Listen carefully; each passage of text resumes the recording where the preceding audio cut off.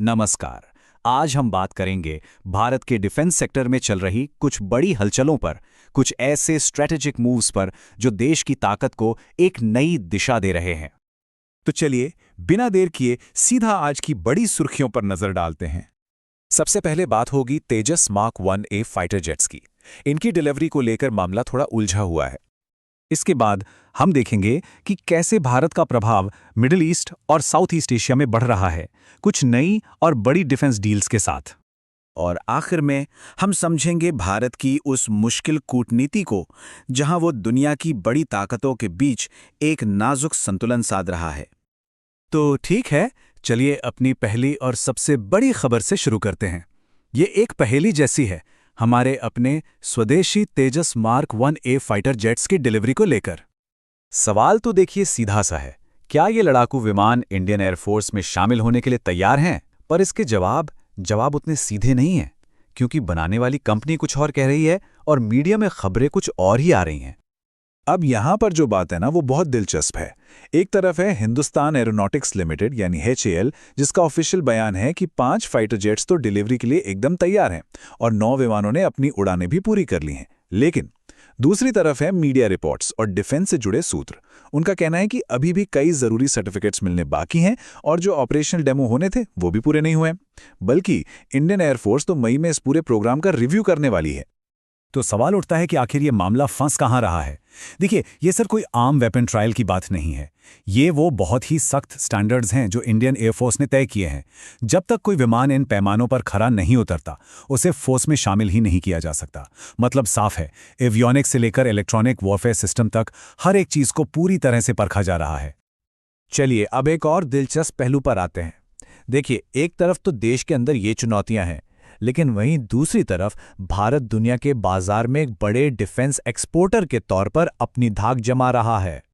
इसकी पहली बड़ी मिसाल है ओमान।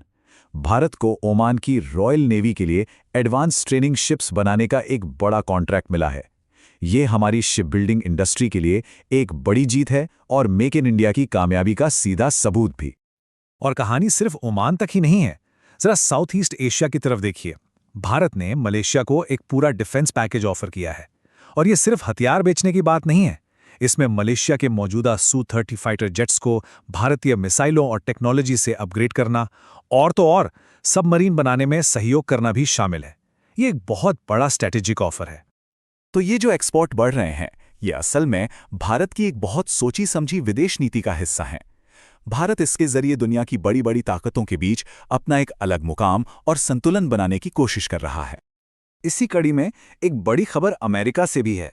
भारत और अमेरिका के बीच एक नया ट्रेड एग्रीमेंट लगभग फाइनल हो चुका है और इससे हमारे डिफेंस रिश्तों को जबरदस्त बूस्ट मिलने वाला है।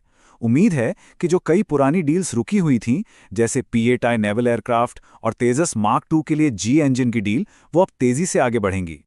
और ये दिखाता है कि भारत अब अपनी शर्तों पर बात करता है।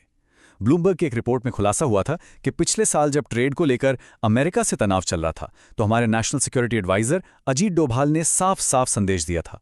संदेश बिल्कुल सीधा था कि भारत पर किसी भी तरह का दबाव काम नहीं करेगा और अगर जरूरत पड़ी तो हम इंतजार कर लेंगे, लेकिन अपने हितों से समझौता नहीं करेंगे। और ये जो अपने राष्ट्रीय हित को सबसे ऊपर रखने की सोच है, ये सिर्फ डिफेंस तक ही सीमित नहीं है, बल्कि एनर्जी सिक्योरिटी में भी साफ दिखती है। यहां भी भारत का स्टैंड एकदम क्लियर है। हमारी सबसे बड़ी प्राथमिकता है अपने 140 करोड़ लोगों के लिए एनर्जी की सुरक्षा, और इसके लिए हमें दुनिया में जहां से भी भरोसेमंद और किफ़ायती एनर्जी मिलेगी, हम लेंगे, फिर चाहे किसी और देश को ये पसंद आए या ना आए। तो इन सारी बातों को अगर हम जोड़कर देखें, तो इन सभी डेवलपमेंट से एक बड़ी तस्वीर क्या उभर कर सामने आती है? देखिए, तस्वीर बिल्कुल साफ है। एक ऐसा देश जो अपने घर में यानी डोमेस्टिक प्रोडक्शन में तेजस जैसे प्रोजेक्ट्स की टाइमलाइन और चुनौतियों से जूझ रहा है, लेकिन ठीक उसी वक्त वही देश दुनिया के मंच पर अपनी ताकत और अपने मेड इन इंडिया प्रोडक्ट्स का लोहा भी मनवा रहा है। तो ये एक तरह का बैलेंसिंग एक्ट है, घरेलू चुनौतियों और दुनिया में बढ़ती महत्वाकांक्षाओं के बीच। और यहीं पर भारत की इस स्ट्रैटेजिक यात्रा का सबसे बड़ा और अहम सवाल खड़ा होता है, जिसका जवाब हमें आने वाले वक्त में मिलेगा।